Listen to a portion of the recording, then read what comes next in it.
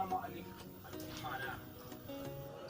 Da farko dai abin da ya kawo mana yasa na tara shi ne akan batun cututtukan da suke damu magani magance su. Mun magance su shi yasa na tara ku domin mu je wannan tafiya ta agri program wanda za mu je wurare daban-daban domin mu fahimci yanayin da abubuwa suke tafiya. Suna mutuwa to ya shine za mu je kan investigation akan cewa mu nemo magungunan abubuwan da za mu samu domin mu magance su. Don haka zan ba kowa dama idan akwai mai wani karin shawara ko kuma wani ɗan bayani da zai yi ba damuwa zai iya tashi ya bayani domin mu ƙara samun fahimta a tsakanin domin wannan tafiya ce mai mahimmanci gaske saboda neman ƙasar mu ingantattun abubuwa wanda za su taimaki al'ummar ƙauye da ma dai wanda suke da noma ko da birni da ko da ƙauye. To kamar yadda kuka sani yanzu gashi mun zo a wannan daji kuma wannan daji ne mai mugun hadarin gaske sannan akwai mutane wanda suke shigowa wanda suna da hadari su ma matuƙa. Don haka ya kamata ku taka yanzu a cikin ku akwai shawara saboda ina son na rika ban kowa damar shi domin yi mana wani dan bayani ko kuma shawara in kun gamsu da abin da na faɗi to shi kenan alƙawari.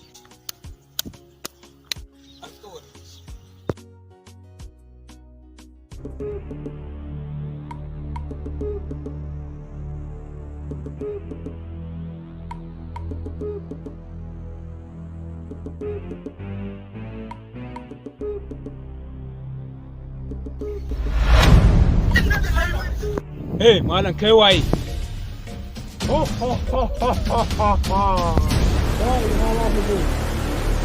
Za mu je ne bincike akan magunguna da kuma yanayin yadda tsirrai suke aiki. To ina mai ba ku shawara da ku juya saboda wannan dajin akwai hatsarurruka. Da me kuke takama? Allah shine gatanmu kuma da shi muke takama don haka ba za mu juya ba sai mun shiga. Kar ku damu da wannan ɓacewar da yi, mu je kawai. Mu je!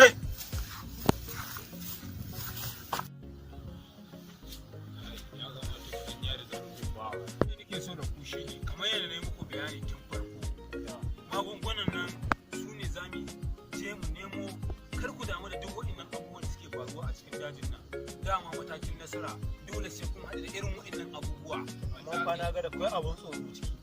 Duk da haka wannan da kuka ya ɓace kakku wani damu. Kakku wani damu da shi ni na faɗa muku wannan abu.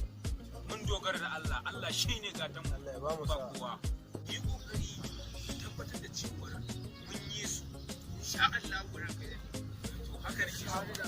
Dama haka nake so. Kar ka kasance kuna tsari akan dukkanin abubuwan da yake faruwa. Abubuwan da nake so ke a gare ku. Haka abin da nake so ga Mudi sun dauke mana Mudi. Kaga abin da nake kai sai da nace muku. Dakata. Tashi mu je mu nemi shi. Tashi sauki. Mudi. Ya ka shiga. Mudi. Ya haula. Yaro. Shi ma dan yaro sun dauke shi. Sai ka ce ka ga mu. Dakata.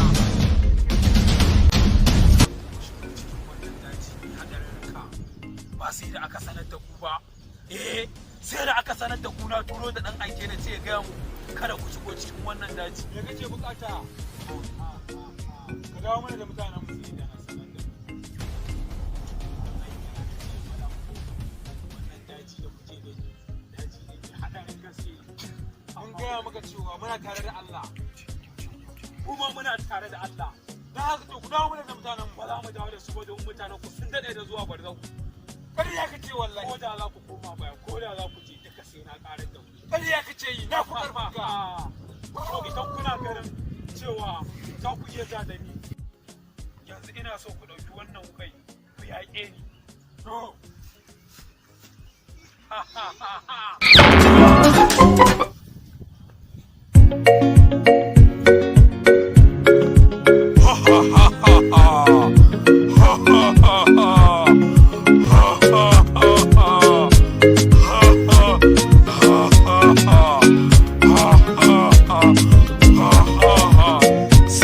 kwana biyu a gurin nan ba ku farka ba, sannan za mu ci gaba daga inda muka tsaya.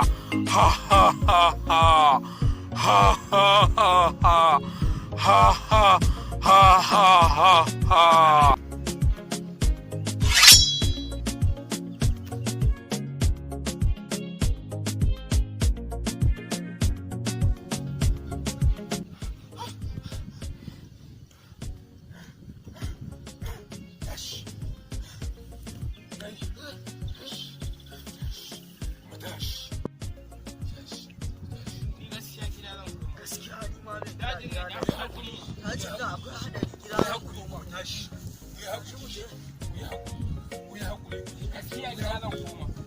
Dajin nan ya fi ƙarfin mu. Ba za ka gane ba ne ba. Dajin nan. Ba za ka gane ba ne ba.